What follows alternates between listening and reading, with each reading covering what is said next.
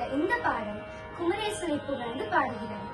இனிய குரலால் ராகஜாலங்களை காட்டுபவரும் கரிய கூந்தலின் அழகை தருபவரும் அநீதியில் நான் சிக்காமல் மயிலில் ஏறி வந்து அருள் புரிய வேண்டுபவருமான முருகனே, சூரர்களை வென்ற வீர சூரனும் சோனகிரியில் வாழும் குமரேசனும் சிவனின் காதில் பிரணவச்சொல் அருளியவனும் கணபதியின் தம்பியுமான பெருமாளே, உன்னை வணங்குகிறேன் என்பதை இப்பாடலின் சாரம்.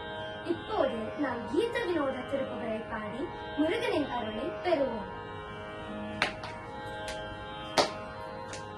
கீத வினோதமே